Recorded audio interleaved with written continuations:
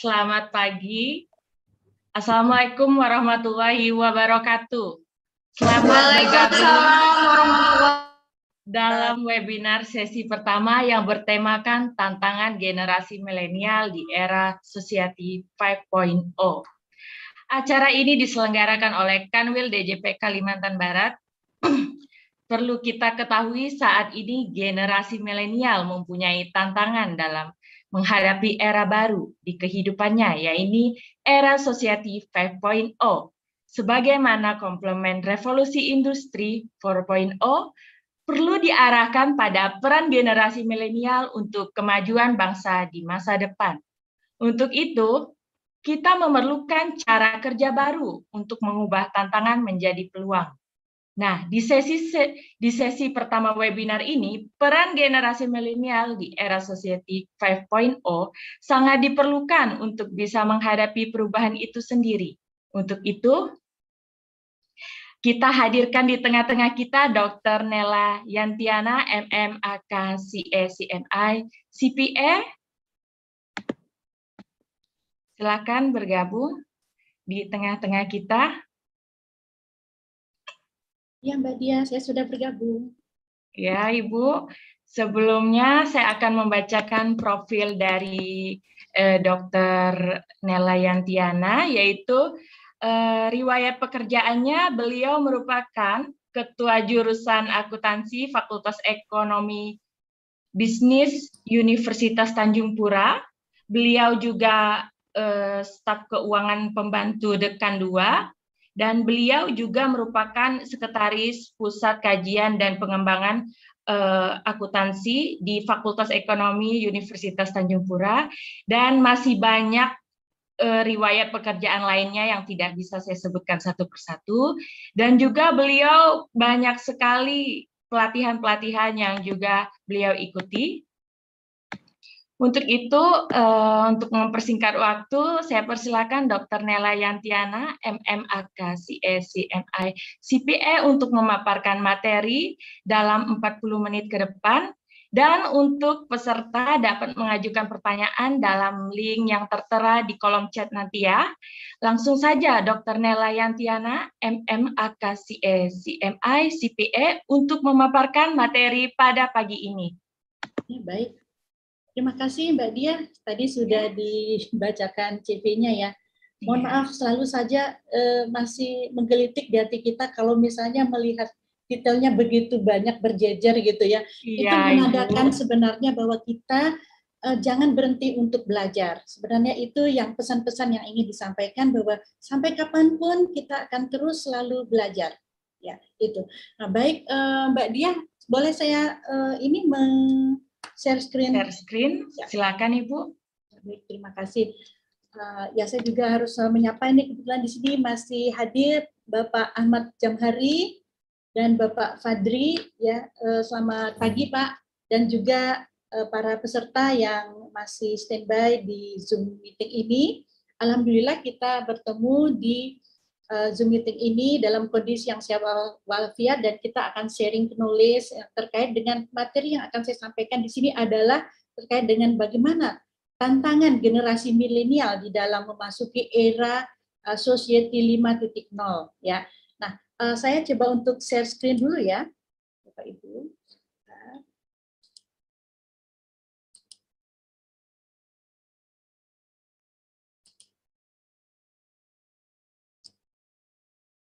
Ya, Mbak Dia, sudah terlihat layar saya? Mbak Dia? Sudah ya? Sudah Ibu, sudah bisa dimulai ya. Ya, baik. Nah, Bapak Ibu, di sini temanya sangat ini sekali ya, sangat membuat kita penasaran sebenarnya era Society 5.0 itu seperti apa gitu ya. Nah, tetapi di sini bahwa kita lebih memfokuskan kepada bagaimana sebenarnya peran generasi milenial ini. Nah, perlu diketahui bahwa generasi milenial ini adalah sebenarnya generasi Z ya, yang lahir itu kurun waktunya itu tahun 96 hingga 2020, itu sudah masuk ke dalam generasi milenial ya. Nah, seperti apa bentuk tantangannya, namun di sini kita harus tahu dulu prolognya ya. Nah, Society 5.0 itu adalah sebuah konsep masyarakat yang berpusat pada manusia ya. Jadi ada human centered.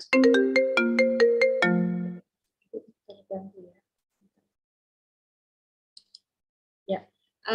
Suatu konsep masyarakat yang berpusat pada manusia dan teknologi base. Tadi sudah disampaikan oleh Bapak Ahmad Jamhari ya, bahwa memang di era milenial inilah sebenarnya ya masyarakat yang di era milenial ini yang memang sudah dekat dengan teknologi. Semuanya serba teknologi. Untuk itu menjadi suatu challenge di mana para generasi milenial harus bisa dapat menguasai apa itu teknologi. Ya. Nah, terus kita lihat di sini sebenarnya karakteristik utama Society 5.0 itu seperti apa? Nah, pertama dari sisi teknologi base. Nah, teknologi base di sini kalau bagi ya kaum milenial ya, di situ sudah sangat dekat dengan keseharian kita ya kan, yaitu bagaimana memiliki smartphone yang sudah memiliki Siri ya, dan itu dengan mudahnya saja kita untuk berinteraksi walaupun tanpa touchscreen, kita tinggal berucap saja, Siri sudah bisa memberikan tuntunan kepada kita ya. Nah, teknologi base di sini penggunaan teknologi yang canggih, kemudian robot, kemudian menggunakan drone, komputer, artificial intelligence, dan big data. Di sini sangat dekat sekali ya, karena Society 5.0 ini sebenarnya untuk menjawab revolusi industri 4.0, di mana revolusi industri 4.0 itu sudah aplikasi teknologi yang sedemikian canggih hingga sampai bagaimana menganalisis data ya, hingga sampai pada pengambilan keputusan. Itu untuk teknologi base-nya. Terus bagaimana dengan human center? Ini juga karakteristik utama ya kan, di mana era Society 5.0 ini sudah mencoba untuk mendekatkan diri dengan kehidupan manusia sehari-hari ya. Nah, kegiatan manusia ini dijalankan dengan memanfaatkan kecanggihan teknologi. Nanti mungkin saya akan memutarkan sedikit video ya, mungkin durasinya hanya 4-5 menit saja, yang menggambarkan bagaimana manusia dibuat nyaman dengan teknologi yang ada. Nah, tentunya generasi milenial ini mempunyai tantangan ya, tantangan yang tidak berat sebenarnya kalau misalnya dijalankan dengan enjoy ya, di mana juga generasi milenial itu dituntut untuk selalu mengkinikan informasi yang terkait dengan teknologi informasi, karena itu nanti akan membawa kaum milenial untuk bersaing di dunia kerja. Nah, bagaimana di sini kita lihat ada sebuah gambar how to realizing Society 5.0 ya, atau 5.0. Di sini kita lihat bahwa ada dalam satu keluarga. Dalam satu keluarga terconnected ya, terconnected dengan IoT, itu adalah Internet of Thinking ya, di mana semuanya itu sudah based on internet, teknologi, kemudian juga terhubung dengan big data ya. Yang big data di sini nanti akan disimpan di awan ya kan, disimpan di cloud computing, kemudian menggunakan artificial intelligence serta robot. Nah, ini semuanya akan membimbing kehidupan manusia ya kan, yang nantinya ke arah yang lebih praktis, yang lebih ramah terhadap lingkungan ya kan. Contoh seperti misalnya ada mobil mobil yang tanpa awak, tidak lagi misalnya ada penghuninya di dalamnya. Kemudian lagi drone itu dimanfaatkan untuk keperluan misalnya yang sekarang ini sudah banyak dipakai untuk ekspedisi ya, untuk mengantar mengantar barang dari satu titik ke titik yang lain, itu sudah sedemikian canggihnya. Nah, ini salah satu robot yang memang kita sudah banyak sekali yang melihat sejauh ini, bahkan di masa pandemi COVID juga, di waktu itu pernah diperlihatkan ya di Surabaya, itu ada robot yang memang bisa membawa obat-obatan dan mengantar ke pasien COVID yang diisolasi, ya seperti itu, dan bisa mengerjakan pekerjaan-pekerjaan yang seperti mengantar barang gitu ya, kemudian tapi untuk menyuntik ya tidak, masih belum sampai ke situ ya, bahaya nanti. Oke, nah sebenarnya kita lihat di sini untuk background-nya ya, background kenapa sih muncul Society 5.0 gitu ya. Padahal sebelumnya itu ada Society 1.0 ya kan, seperti apa. Nah, yang 1.0 ini bagaimana sebenarnya manusia itu masih berburu, masih belum dilengkapi dengan teknologi ya.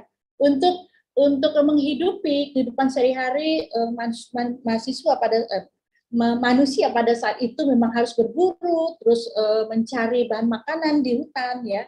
Kemudian di era Society 2.0 ini sudah diperkenalkan dengan peralatan ya, peralatan alat-alat pertanian ya, mereka sudah mengerti saat itu. Nah, kemudian di era Society 3.0 ini sudah ada pabrikan ya, jadi ada pengolahan, kemudian yang tadinya misalnya di sini batu-batu, terus nanti diolah, nanti akan bisa dipisah menjadi ya beberapa jenis barang tambang yang sangat bermanfaat yang sudah diolah. Nah, terus di era Society 4.0 di sini sudah mengenal yang namanya era sistem informasi. Namun sistem informasi di sini masih belum berupa human centered ya, human centered approach. Jadi dia masih berupa kita perlu data ya, misalnya di kantor kita perlu data dan itu sudah tersaji diolah ya, tetapi di era Society 5.0 ini sudah dilakukan analisis ya, dianalisis dan akhirnya bisa mengambil keputusan seperti itu ya. Jadi di era Society 5.0 itu sudah human centered approach, di mana pemanfaatan teknologi menggabungkan antara dunia maya dengan dunia fisik ya, kita lihat nanti. Nah, ini untuk yang Japan Society 5.0, memang Society 5.0 ini sebenarnya sudah digaungkan di Jepang ya, semenjak di tahun 2019 ya oleh Mayumi Fukuyama ya, itu seorang profesor, di mana dia melihat bahwa ternyata untuk menjawab revolusi industri yang kian pesat ya, tentunya harus didukung oleh bagaimana masyarakatnya juga, bagaimana kemauan masyarakat untuk menerima teknologi itu ya. Nah, tentunya nanti teknologi yang mengikuti juga teknologi yang memang ramah terhadap manusia ya, seperti ini yang kita lihat ya, yang tadi juga sudah dijelaskan. Nah, kalau di industri zaman now sekarang, Bapak Ibu pasti pernah melihat nih, ada Grab ya kan, Gojek, Ruang Guru dan seterusnya ya. Bahkan untuk berbelanja kita sudah dekat dengan yang namanya ada electronic commerce ya. Ini banyak sekali di sini, dan ini semuanya pasti sudah dekat dengan kehidupan kita sehari-hari, yaitu melalui gadget yang kita punya, itu semuanya sudah bisa kita handle untuk mengcover ini semuanya. Nah, sebenarnya untuk kaum milenial saat ini sebenarnya nilai-nilai apa sih yang harus dipersiapkan ya untuk menjawab Society 5.0 ini. Nah, pertama untuk itu kaum milenial itu harus memiliki bekal komunikasi. Tadi Pak Ahmad Jamhari sudah menyampaikan bahwa sebenarnya kita harus menguasai bahasa ya. Nah, bahasa Inggris. Nah, tentunya di sini salah satunya misalnya pemahaman terhadap bahasa Inggris, karena bahasa Inggris juga termasuk bahasa internasional di samping bahasa Mandarin ya, bahasa Arab ya kan, itu semuanya harus dikuasai. Makin banyak kita menguasai bahasa, maka kemungkinan kita bisa menguasai dunia ya, karena itu memang ada falsafahnya ya. Kalau ingin menguasai dunia, maka kuasailah bahasanya ya. Kemudian juga kaum milenial harus punya kolaborasi, tidak bisa egosentris, tidak bisa bekerja untuk diri sendiri, tetap harus melakukan kolaborasi. Seperti ini, tax center ya kan, itu ternyata Dirjen Pajak ya, Kanwil Pajak itu sudah berkolaborasi dengan berbagai perguruan tinggi yang ada di Kalimantan Barat dengan program tax centernya. Ya kan, tadi kita sudah lihat, dan dengan demikian maka program-program dari Kanwil Pajak di sini itu tentu akan tersalurkan, akan terinklusi di masyarakat, dan masyarakat merasa dekat gitu ya, karena itu tadi adanya kolaborasi. Kemudian milenial juga harus memiliki creative thinking. Bagaimana milenial ini memiliki cara berpikir yang kreatif ya, yang kreatif dalam hal think out of the box gitu ya. Jadi dia itu selalu saja punya kreasi-kreasi. Nah, ini yang nanti akan menyebabkan milenial unggul ya. Kemudian juga computation logic. Nah, computation logic di sini itu bagaimana kaum milenial itu bisa memanfaatkan data-data yang ada ya, seperti tadi ada big data. Big data itu harus akan berarti kalau misalnya dilakukan computation gitu ya, sehingga nanti hasil analisisnya lebih valid. Compassion ya, penuh kasih. Kenapa ya? Karena memang teknologi-teknologi yang canggih ini memang kalau misalnya sudah berbasis robotik, artificial intelligence, tetapi kalau tidak dengan penuh kasih ya kan, ini bisa akan menjadi sebuah teknologi yang kejam, yang tidak ramah terhadap manusia. Nah, kalau dapat di sini memang harus ada compassion.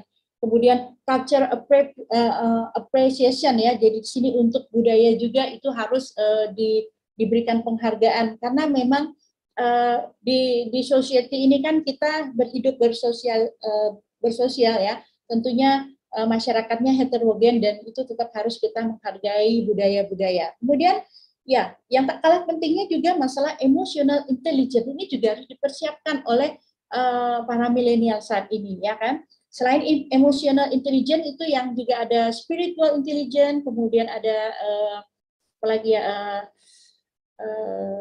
institutional intelligence itu semuanya harus dimiliki ya. Secara emosi bagaimana kita memanfaatkan teknologi ini ya agar penggunanya itu bisa membatasi emosinya. Artinya tidak ya seperti kita lihat ya banyak netizen terus memanfaatkan media sosial itu dengan tidak sesuai dengan kode etik. Nah, itu kan juga bagaimana pengendalian emosinya. Kemudian psychological wellness ya, ini kemudian entrepreneur generasi milenial itu juga harus punya jiwa entrepreneur ya, punya nilai-nilai yang harus terkandung di dalam entrepreneur tadi. Ya misalnya kalau jiwa-jiwa entrepreneur itu pantang menyerah, kemudian juga dia mau belajar dari kesalahan ya, kemudian terus kerja keras, gotong royong dan lain-lain. Yang nilai-nilainya yang kita lihat. Global outlook ya, bagaimana milenial itu bisa melihat ke depan, ya kan? Dia masa lalu dia akan jadikan pelajaran, tapi dia akan melihat masa depan yang lebih cemerlang, gitu ya. Healthy lifestyle, ya, dia harus punya gaya hidup yang sehat. Kemudian interpersonal effectiveness, jadi kemampuan untuk komunikasi secara interpersonal ini juga sangat diperlukan ya bagi kaum milenial. Kalau kita lihat memang sepertinya terdegradasi ya semenjak adanya internet ini dengan punya smartphone ya. Bayangkan saja kalau misalnya di kafe gitu ya, anak-anak muda ngumpul, mereka rata-rata main dengan handphonenya ya kan, dan kurang interaksi personalnya itu kurang. Jadi memang smartphone ini kalau memang tidak smart ya akan terjadi ya kehidupan yang egosentris ya, yang tidak akan peduli dengan lingkungan sekitarnya, tetapi dia akan fokus kepada gadgetnya. Nah ini sangat tidak istilahnya belum bijak ya. Makanya dikatakan smartphone, handphone kita itu sebenarnya kita harus pintar juga bijak untuk menggunakannya.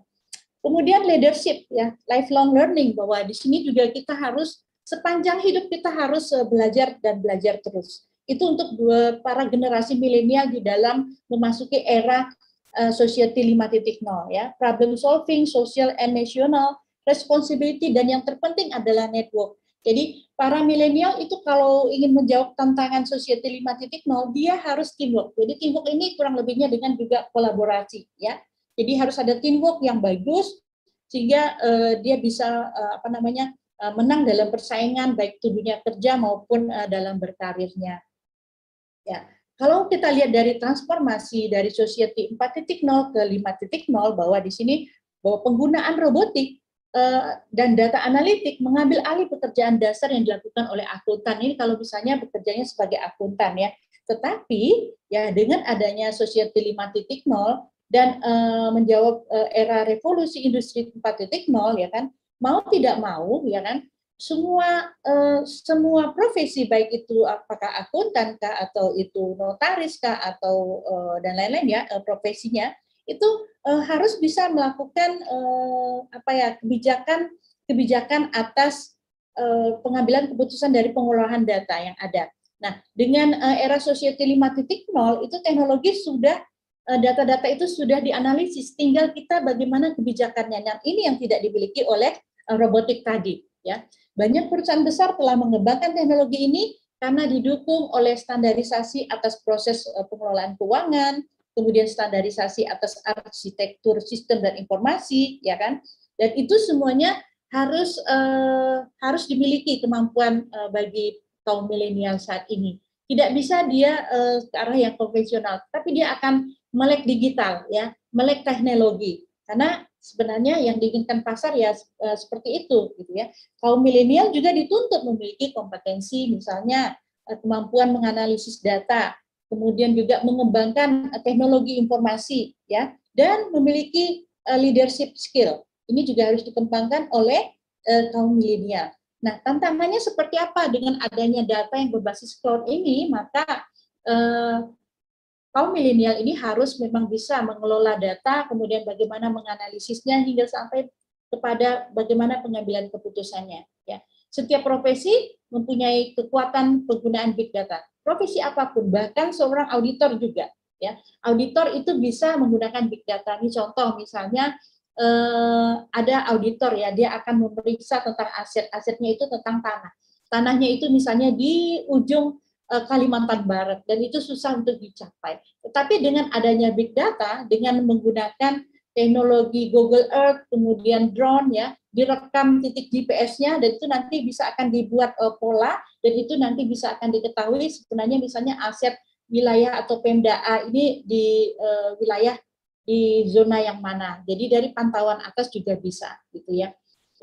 Integrasi informasi keuangan non tradisional dalam sistem modern. Nah, ini juga bahwa sistem informasi keuangan ini sebenarnya mengikuti ya secanggih apapun teknologi, tetapi nanti untuk masalah keuangan juga sama. Itu akan beralih dari non tradisional ke sistem yang modern. Ya, kita bisa lihat sekarang pembayaran sudah banyak ya dengan menggunakan macam-macam aplikasi, itu tidak mesti kita transfer lewat ATM atau lewat mobile banking, tetapi dengan aplikasi-aplikasi yang lain itu semuanya sudah bisa terfasilitasi.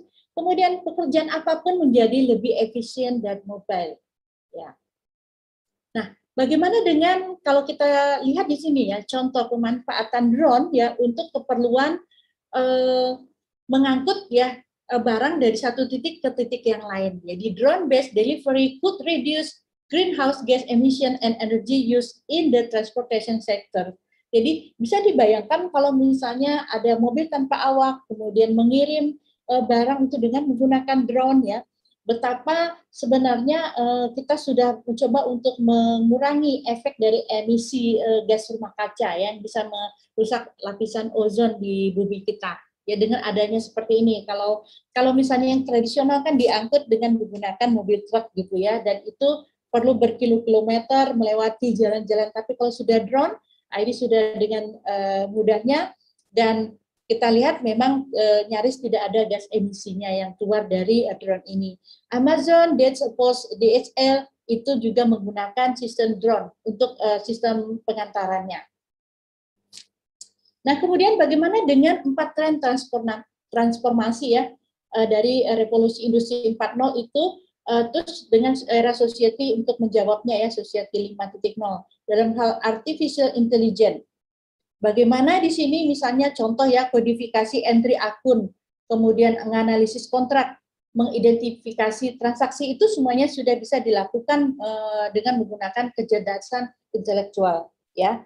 Jadi kecerdasan manusia buatan, dan ini sudah bisa diprogram gitu. Kemudian juga blockchain, di mana blockchain ini bisa mengubah penilaian ekonomi dari aset ya, artinya adalah sebenarnya ada transaksi itu dengan real time itu bisa disajikan, misalnya laporan keuangan ya, ada integrasi dari berbagai bagian, terus nanti laporan keuangan itu sudah bisa dihasilkan dalam hitungan detik ya, dan itu real time sudah bisa, dan itu karena adanya blockchain ya. Rekonsiliasi pembukuan juga tidak diperlukan lagi karena semua transaksi itu sudah bersifat real time dan sudah menghasilkan suatu produk yang diinginkan. Namun ya kan, blockchain ini memang terdiri dari beberapa subsistem. Nah, subsistem ini yang tidak boleh artinya tidak boleh error ya, karena kan ini adalah sistem yang terintegrasi gitu. Cyber risk ini juga mengikuti, di mana secanggih apapun teknologi kalau tidak dibentengi dengan IT security sistemnya juga akan berbahaya gitu ya. Banyak yang bisa terancam gitu, karena memang kita berbasis teknologi, kalau misalnya ada terjadi hack, nah ini yang bahaya.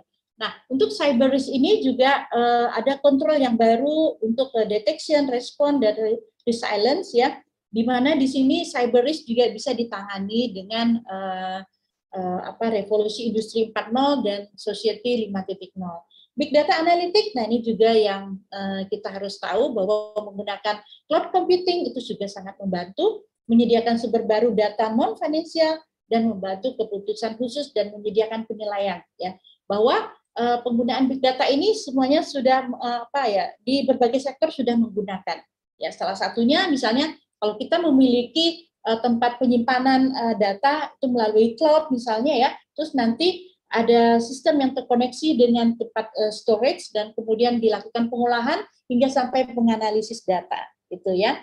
Contoh misalnya di negara Cina itu ada mereka bekerja sama dengan imigrasi, ya, di mana di airport dan di tempat-tempat pusat keramaian di situ bisa tertangkap oleh sejenis CCTV yang memang sudah dilengkapi dengan alat pengenal wajah, ya. Jadi sampai ke retina mata itu bisa di zoom dan bisa dideteksi ini apakah dia itu bermasalah secara imigrasi, ya. Jadi sekumpulan keramaian itu bisa dideteksi. Apakah dia ada masalah dengan penunggakan pajak juga bisa, ya. Jadi memang teknologi itu sudah sedemikian canggihnya. Nah, Bapak Ibu, itu tadi presentasi dari saya, namun saya coba untuk menampilkan, ya, menampilkan ada video yang akan saya share di sini. Sebentar.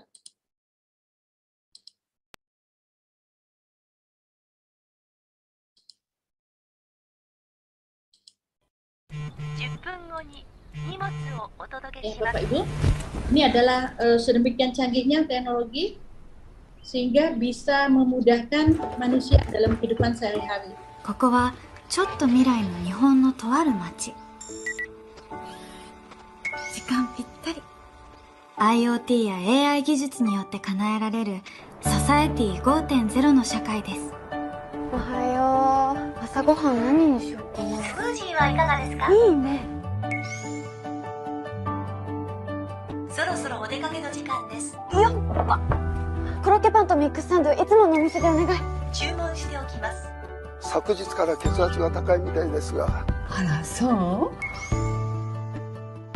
おばあちゃん行ってきます。いってらっしゃい。お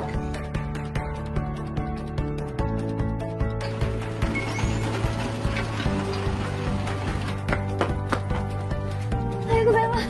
おはよう。はい、これ。ありがとう。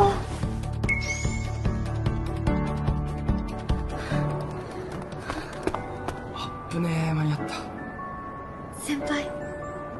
ああ、お前も乗るとこ？はい。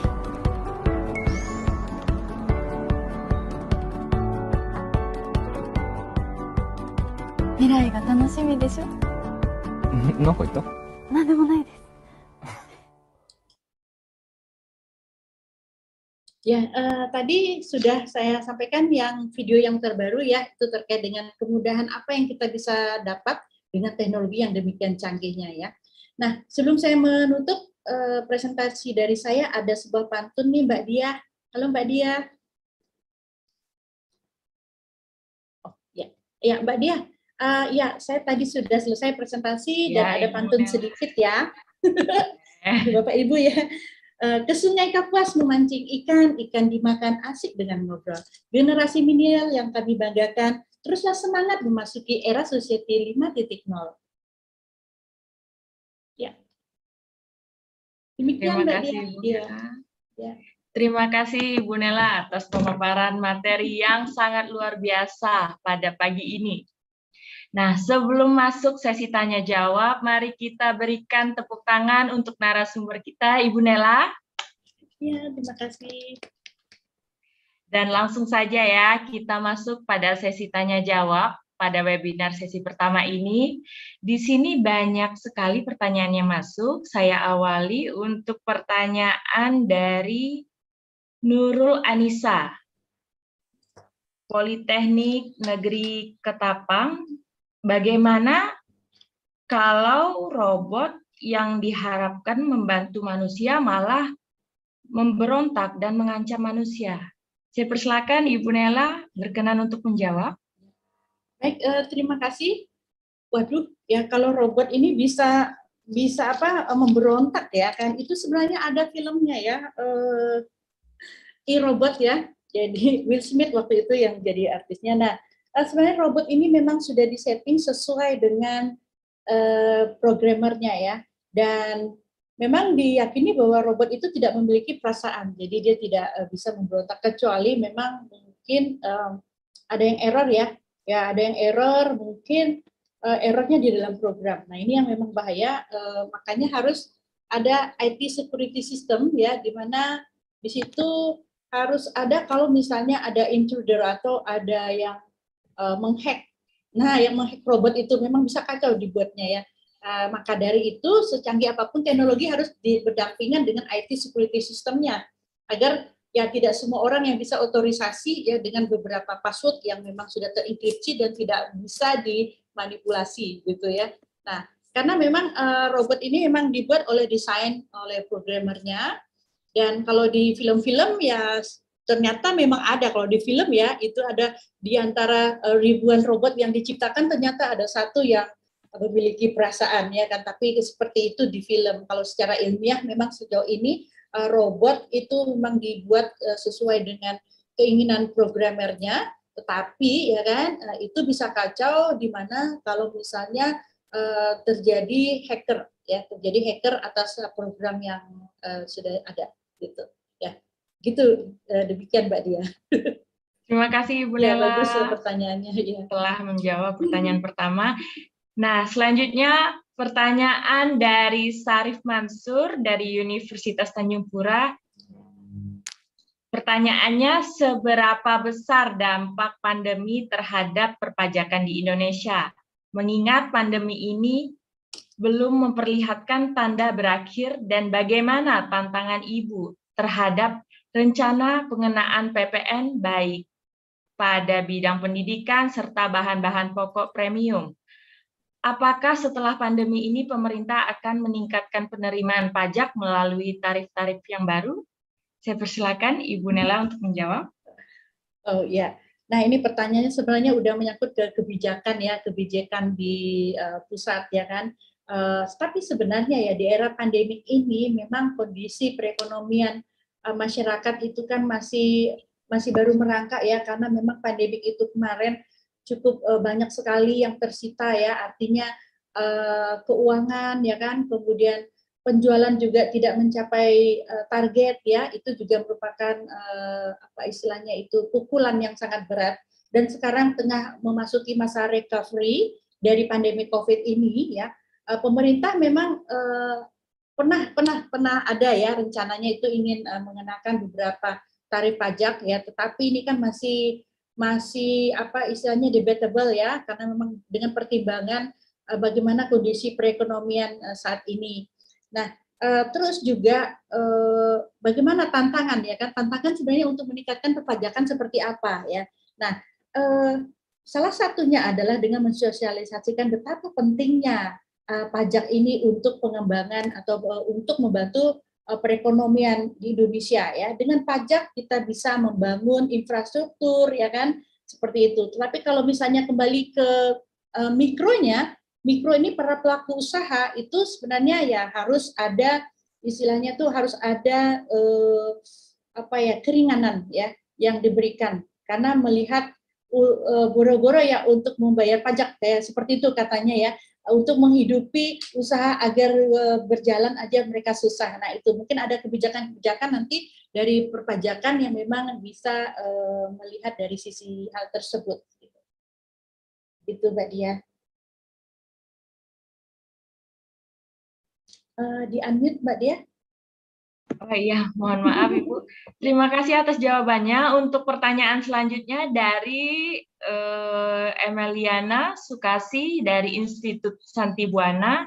Bagaimana cara agar pengusaha dapat menghadapi tantangan yang ada melalui bekerja sama dengan pajak? Silakan Ibu untuk menjawab. Tantangan bagi pengusaha dengan bekerja sama dengan pajak ya. Ya, tadi sudah disampaikan oleh Bapak Ahmad ya bahwa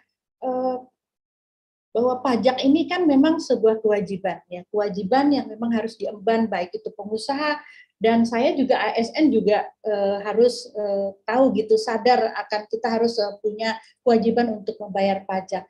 Nah, di sini dalam hal pengusaha ya, pengusaha itu memang dia harus apa ya istilahnya itu harus berkoordinasi ya dengan petugas pajak, misalnya ada kesulitan di dalam perhitungan pajak, itu kan tadi sudah disampaikan bahwa dalam rangka apalagi dalam rangka zona integritas wilayah bebas korupsi ya kan, Kanwil Pajak ini memang menyediakan tenaga-tenaga yang memang bisa membantu masyarakat manapun tanpa pandang bulu, siapapun yang akan bertanya, yang akan meminta penjelasan tentang pajak, bagaimana menghitungnya, itu semuanya sudah sudah difasilitasi oleh Kanwil DJP Kalbar, ya kan, seperti itu. Jadi tidak ada masalah. Yang penting dalam hal ini bisa konsultasi, ya, dan itu gratis tadi dikatakan, ya kan, gratis. Ya, semangat ya zona integritas dan WBK untuk Kanwil DJP Kalimantan Barat. Baik Ibu Nela, terima kasih atas Sama-sama. jawabannya. Selanjutnya pertanyaan dari Sophia Universitas Islam Malang. Sebagaimana yang telah disampaikan oleh Dr. Nela, bahwa sekali di kalangan milenial menggunakan smartphone sehingga mereka mengabaikan lingkungan sekitarnya. Betul.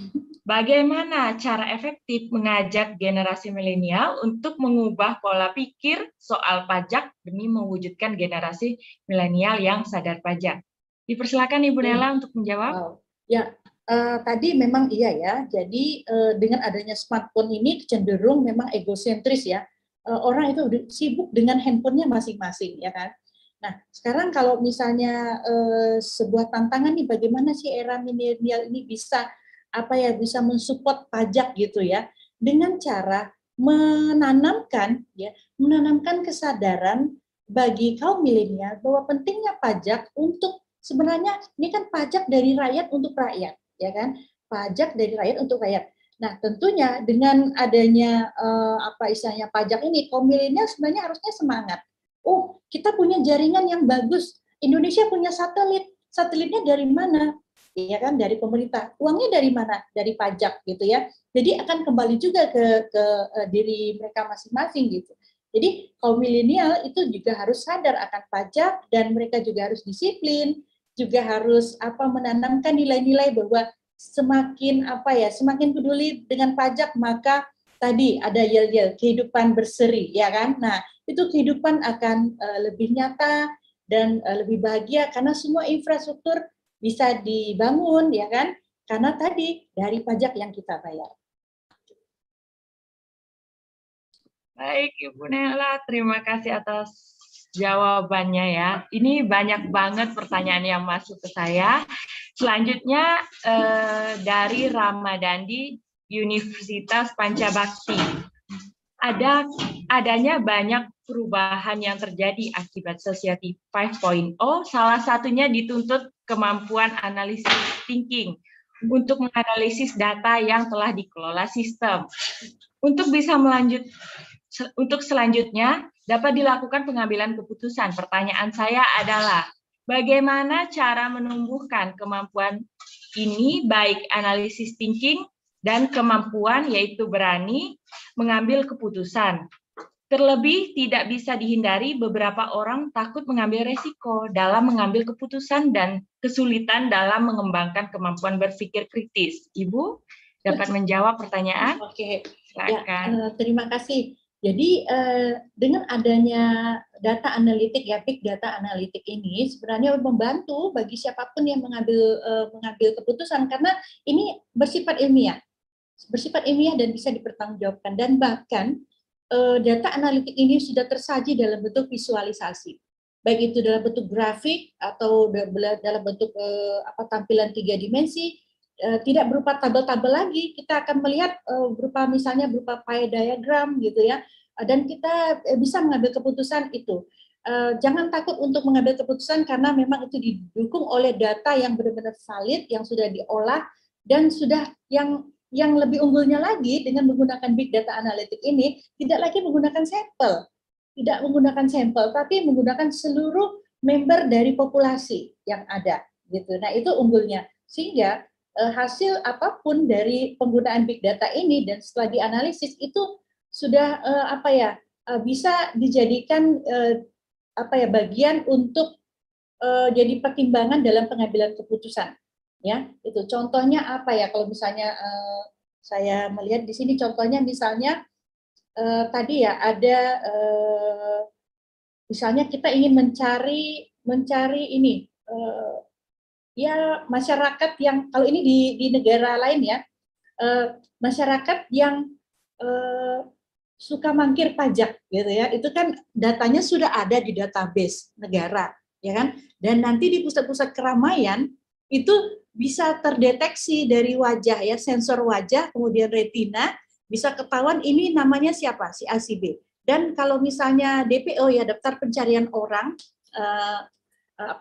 daftar pencarian orang itu nanti masuk dalam sistem, dia akan terkoneksi misalnya dari hasil tangkapan dari seluruh orang yang ada di pasar itu bisa ketahuan nih di antara sekian banyak, mungkin pada saat tangkapan layar itu hanya ada misalnya 200 orang, itu bisa tertangkap dari sensor wajah, ketahuan oh ini si A yang mangkir pajak selama 5 tahun gitu ya, bisa ketahuan dari database-nya. Nah, seperti itu tidak susah untuk mengambil kebijakannya gitu ya. Kalau misalnya terkait dengan misalnya pemerintahan ya, dengan pemerintahan maka itu akan lebih baik lagi, karena misalnya ya contoh nih di Simpang 4, misal Simpang 4 kan sering ada lampu merah dan ada CCTV untuk para kepolisian ya. Sekarang sudah ada tilang elektronik gitu kan. Dan pada saat itu juga yang menggunakan seatbelt juga itu akan bisa terdetek dari pantauan CCTV gitu. Nah, sehingga itu akan lebih mudah. Jadi tidak ada alasan juga kita untuk takut dengan mengambil kebijakan, karena memang berdasarkan data yang benar-benar valid gitu ya. Demikian Mbak Dia. Baik, terima kasih Bu Nela atas jawabannya. Selanjutnya ada pertanyaan dari Natali Yohana, Universitas Atmajaya, Yogyakarta. Adanya banyak perubahan yang terjadi akibat era 5.0, salah satunya dituntut kemajuan analisis thinking untuk menganalisis data yang telah dikelola sistem, untuk bisa selanjutnya dapat dilakukan pengambilan keputusan. Apa itu sudah ya Mbak Dia? Oh iya, sorry ya Ibu. Mohon maaf. Ya, untuk selanjutnya pertanyaan dari Hairi Setiawan dari Universitas Tanjung Pura. Yang pertama yaitu skill apa aja yang harus kita pelajari agar dapat ikut berkembang di era society 5.0. Silakan Ibu dapat menjawab. Ya baik, terima kasih. Kalau bicara skill ini, sebenarnya tadi itu banyak sekali, mungkin ada sekitar 18 skill di PowerPoint saya, itu banyak nilai-nilai, terutama begini, skill ini sebenarnya adalah output, sebenarnya nilai-nilai apa dulu yang ada pada diri kita, itu yang memang harus ditanamkan ya, nilai-nilai seperti ya mau bekerja sama, kolaborasi, kemudian ada kepedulian ya, itu dulu disiplin, itu nilai-nilai itu. Tapi kalau bicara skill, dalamilah potensi kita yang ada, ya potensi kita yang ada apa. Nah sekarang menjadi milenial tidak mesti sukses itu punya kantor gitu ya, tidak mesti sukses itu berkantor, tidak. Tapi justru Anda di rumah saja sendiri dengan adanya seperangkat teknologi, Anda bisa berbuat banyak gitu ya, bisa mencari juga pekerjaan gitu ya, membuat pekerjaan yang baru gitu kan. Nah, kalau bicara skill ya tergantung profesinya ya. Kalau saya sebagai akuntan maka skillnya juga harus ya akuntan yang memang memiliki nilai-nilai nilai-nilai misalnya ketelitian, terus mau kerjasama, kemudian juga selalu meningkatkan kualitas diri ya seperti itu. Jadi tetapi banyak profesi semuanya itu tidak bisa tutup mata dengan digitalisasi, tidak bisa tutup mata dengan teknologi yang ada, tetap selalu ada gitu ya, tetap profesi apapun gitu. Bahkan kalau saya lihat itu Mamang Bakso itu pernah ya, Mamang Bakso itu dia lihat handphonenya, gadgetnya gitu ya, ada WhatsApp, oke lah itu ya WhatsApp, terus ternyata dari pelanggannya yang mungkin di gang di paling depan. Terus dia jawab, ya tunggu sebentar, nanti saya akan ke sana. Ya, seperti itu. Memang jual sayuran juga, semuanya sudah punya handphone dan sudah mereka terkoneksi. Mau pesan-pesan atau apa itu bisa lewat handphone, ya kan? Handphonenya tentunya handphone yang smartphone itu tadi. Nah, kalau bicara skillnya itu yang pertama kan tadi yang saya sampaikan bahwa skill yang pertama itu adalah masalah komunikasi. Ya, komunikasi, kolaborasi, teamwork yang bagus, dan komunikasi yang bagaimana, yaitu komunikasi yang efektif. Komunikasi yang efektif tidak hanya kemampuan dalam hal menguasai bahasa, tetapi bagaimana dia bisa menguasai komunikasi baik yang verbal maupun yang non verbal. Ya, itu. Nanti 3 SKS loh kalau bicara komunikasi. Iya, benar Ya. Bu. Terima kasih Bu Nela atas jawabannya. Ada pertanyaan selanjutnya dari Saudara Dimas Aditya. Ya. Apakah peran akuntan dapat tergantikan seiring berjalannya era Society 5.0? Silakan Ya, Ibu baik. Nela untuk menjawab. Ya, memang itu kedengarannya seperti ancaman ya, tetapi justru tidak. Jadi peran akuntan dalam hal ini itu sangat terbantu dengan adanya teknologi big data analitik ini gitu ya. Contoh misalnya akuntan itu kan dia bisa menjadi akuntan pendidik, akuntan manajemen, akuntan publik ya, yang dalam hal ini adalah bekerja sebagai auditor. Nah, kalau sebagai auditor tentunya banyak sekali tools yang menggunakan audit yang berbasis teknologi ya. Jadi aplikasi yang memang bisa membantu tugasnya seorang auditor di dalam mengerjakan tugas melakukan pemeriksaan ya. Contoh nih misalnya, nah, seorang auditor dia memeriksa laporan keuangan itu tidak lagi bongkar-bongkar lemari sampai dia sakit jatuh pilek gitu ya kan. Tapi dengan menggunakan database yang ada ya kan, data computing itu dia bisa melakukan audit dari situ. Terus nanti akan ada tools yang membantu dalam hal menganalisis. Dan akhirnya nanti kebijakan atau pengambilan keputusan itu berada di tangan auditornya sendiri. Jadi sudah sangat terbantu. Tidak lagi menggunakan sampling, karena kalau dulu itu misalnya pekerjaan audit melakukan sampling terhadap misalnya nih ada dari 1.000 transaksi itu diambil sampling hanya 30%-nya, hanya 300. Nah, kalau sudah menggunakan big data analytic ya, itu sudah menggunakan seluruh anggota dari populasi itu. Jadi 1.000 transaksi masuk ke sistem akan diproses sesuai dengan parameter apa yang kita inginkan, nanti akan keluar red flag-nya yang mana yang memiliki gejala yang tidak lazim, itu merupakan sebuah temuan. Jadi menggunakan tidak lagi pakai sampling tapi pakai seluruh populasi yang ada. Itu salah satu contohnya pemanfaatan teknologi ya untuk keperluan audit. Terima kasih Ibu Nela. Untuk pertanyaan selanjutnya dari Ristia Ayusti dari Universitas Tanjung Pura. Pertanyaannya, semakin tinggi teknologi maka kita juga dituntut menguasai teknologi. Apakah menurut Ibu SDM kita, terutama senior-senior, sudah siap untuk teknologi yang semakin maju? Dipersilakan Ibu Nela untuk menjawab. Ya, kalau pertanyaannya sudah siap dengan teknologi, sebenarnya semuanya sudah siap. Salah satunya adalah yang dekat dengan kehidupan kita sehari-hari, yaitu dengan menggunakan smartphone. Tetapi smartphone kita juga harus punya attitude juga terhadap smartphone kita gitu ya. Itu salah satunya, karena dalam smartphone tuh banyak sekali aplikasinya juga. Nah, tetapi masalahnya adalah bagaimana si user bisa menggunakan smartphone atau aplikasi ini secara bijak. Ya kan, secara bijak, dan si kaum milenial itu mau dan sadar ya bahwa ternyata dirinya itu perlu mendalami ilmu, ya kan. Nah, ilmu apapun nanti akan dipelajari yang berbasis IT, karena sekarang saja memang anak kecil saja yang balita sudah pintar menggunakan smartphone, tetapi kan what's next, apa yang harus bisa dilakukan untuk kedepannya, gitu ya. Teknologi itu harus dipelajari. Ya, yang penting sekarang kaum milenial itu harus pantang menyerah ya, tetap selalu akan menuntut ilmu, mendalami ilmu yang terkait dengan teknologi, ya kan, agar dia tidak punya ketinggalan dengan teknologi yang ada gitu. Jadi orang itu harus ingin mau tahu gitu ya, mau tahu dan harus belajar seperti itu. Karena teknologi selalu berkembang.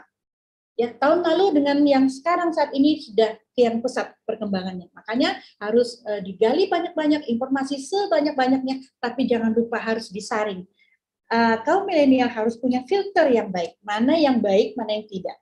Sangat saya kasih contoh ya, untuk di WhatsApp misalnya seringkali kita mendapat share video-video dari teman-teman. Jangan mudah percaya. Pertama kita juga harus lihat dari etisnya. Etis tidak kalau kita share lagi, ya kan? Cukup hanya sampai kita saja. Kita lihat secara bijak, apakah etis kita share lagi videonya?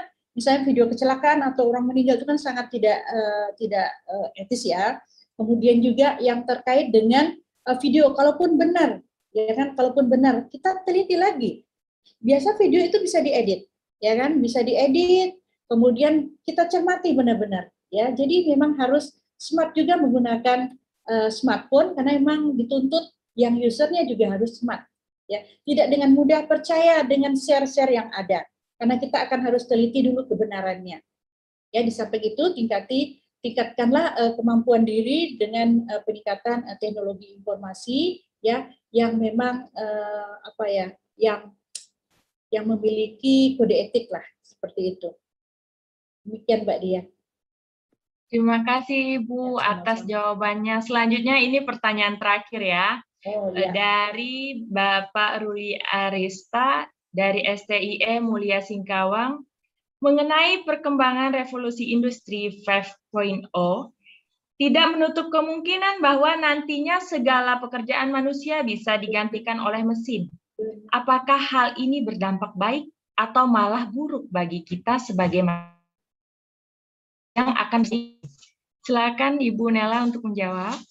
Ya, teknologi yang kian canggih memang bisa menggeser ya pekerjaan-pekerjaan. Namun ya kan teknologi yang canggih seperti ya robotik dan lain-lain itu kan tidak memiliki perasaan ya kan. Nah, tentunya di sini menggeser iya, tetapi hal yang mana dulu gitu kan. Sejauh ini mungkin di perusahaan otomotif sudah ya kan. Kemudian juga perusahaan ekspedisi sudah menggunakannya, dan pergeseran itu tetap mau tidak mau harus kita hadapi bersama ya. Tetapi untuk hal-hal yang lain yang terkait dengan masalah kebijakan, terkait dengan masalah kemanusiaan ya kan, itu tidak bisa diambil alih oleh teknologi setinggi apapun gitu. Ya contoh lagi ya sebenarnya kalau yang tadi saya lihat kan ada video pendek itu sebenarnya bagaimana teknologi itu dekat dengan kehidupan ya, lebih nyaman gitu kan. Tetapi ada pendekatan kemanusiaan yang memang tidak dimiliki oleh sistem tadi gitu ya.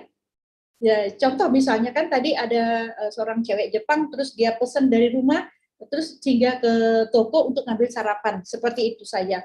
Tetapi dengan adanya manusia di situ tetap juga akan memberitahu bahwa hati-hati makanan ini panas, tolong dijaga ini dan lain-lain sebagainya. Itu tidak akan dimiliki oleh robotik atau teknologi secanggih apapun. Jadi pendekatan kemanusiaan itu tetap ada.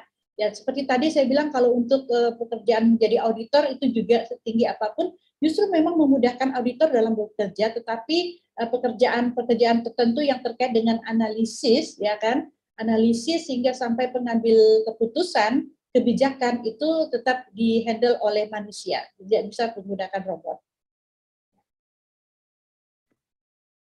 Mbak Dia, sudah. Baik, terima kasih kepada Ibu Nela untuk seluruh jawaban-jawaban yang diberikan. Baiklah teman-teman, tadi kita sudah mendengarkan pemaparan materi dan jawaban atas pertanyaan-pertanyaan teman-teman. Dan saya mohon maaf atas keterbatasan waktunya sehingga banyak pertanyaan yang belum dapat dijawab ya. Terima kasih Ibu Nela atas pemaparan yang sangat luar biasa ini. Terima kasih juga kepada teman-teman yang sudah sangat aktif dan partisipasinya untuk mengikuti acara ini. Mudah-mudahan apa yang telah disampaikan narasumber kita pada hari ini dapat menambah wawasan kita seputar tantangan generasi milenial di era society 5.0. Demikian saya Diana Novianugraheni selaku moderator pada webinar sesi pertama ini. Pamit undur diri.